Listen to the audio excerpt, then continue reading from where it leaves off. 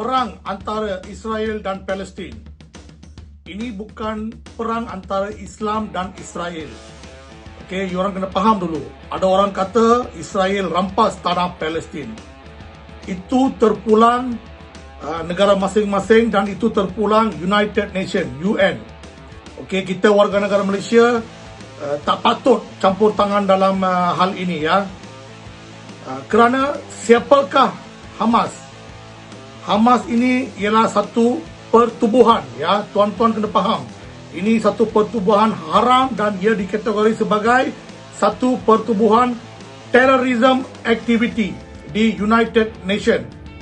Bila Perdana Menteri Turki buat panggilan ke istana selama 30 minit, beliau berbual dengan Sultan kita dan Sultan kita cakap dia akan buat segala pertolongan yang diperlukan.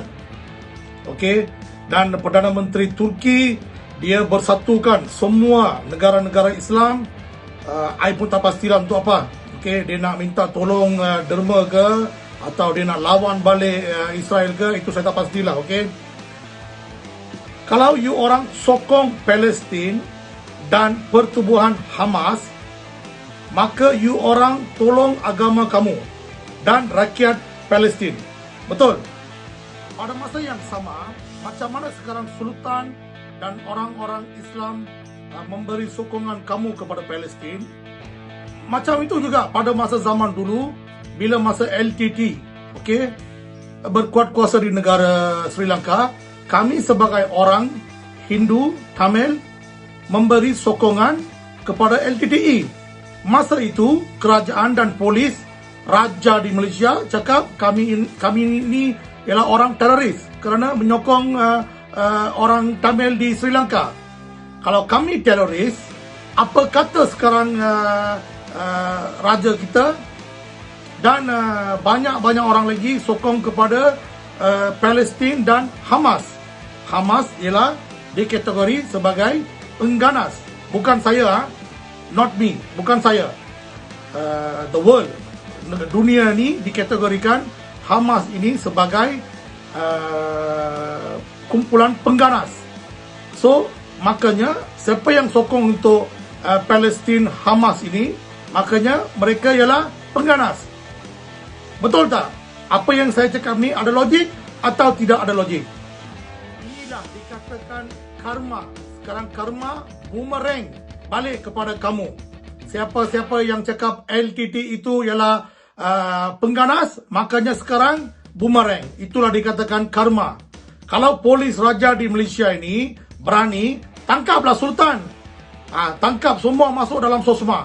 Satu lagi, Perdana Menteri yang akan datang, Anwar Ibrahim, kumpulkan wang derma untuk Palestin. RM500,000, 500,000. Kalau negara Islam terancam, kamu buat donation. Pada masa yang sama, negara India mengalami bencana COVID yang teruk. Kenapa Datuk Seri tak ada buat derma untuk negara itu? Boleh saya tahu sebab tu tak? Baru-baru ni kami pun hilang kepercayaan lah Perdana Menteri yang akan datang ni. Cuba tengoklah. We just take a look. Banyak lagi yang belum ada jawapan dekat Malaysia. Bilakah mandat rakyat nak dikembalikan? Satu, Harwa Adib yang meninggal dunia itu, ahli bomba itu, apakah sebenarnya yang terjadi? Banyak rakyat Malaysia nak tahu ni. Banyak orang Melayu tu, aduh, saya pun pening kepala dah. Banyak orang cakap arwah Adib itu dipukul mati. Okey, banyak orang yang keluarkan statement sampai sekarang. Kenapa polis raja di Malaysia ni tak ada satu jawapan yang muktamad untuk hal ini? Okey, saya nak tahulah ni. Ini tolong PDRM, bukan PDRM pula. Polis raja di Malaysia ni tolonglah bagilah satu jawapan muktamad kepada arwah Abang Adib ni. Okey. Saya pun menanti-nantilah ni. Ini banyak orang tanya, siapa yang bunuh Adib? Siapa yang bunuh Adib? Kalau siapa yang bunuh Adib tu memang saya pun tak tahulah. Okey. Tapi punca kematian Adib ialah budak-budak Melayu yang menceroboh masuk kuil tersebut. Itu saya boleh cakap 100%. Okey? Kita tunggulah polis, apa tindakan polis yang akan datang ni.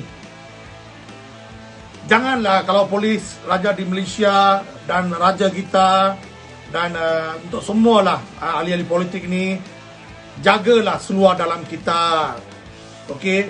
Malaysia punya seluar dalam semua sudah koyak. Ini COVID punya pasal, orang tak ada kerja, semua sudah koyak. You orang tak nak tengok seluar dalam kita, you nak belikan seluar dalam baru untuk Palestin pula. Negara Malaysia ini mengalami banyak bencana tau.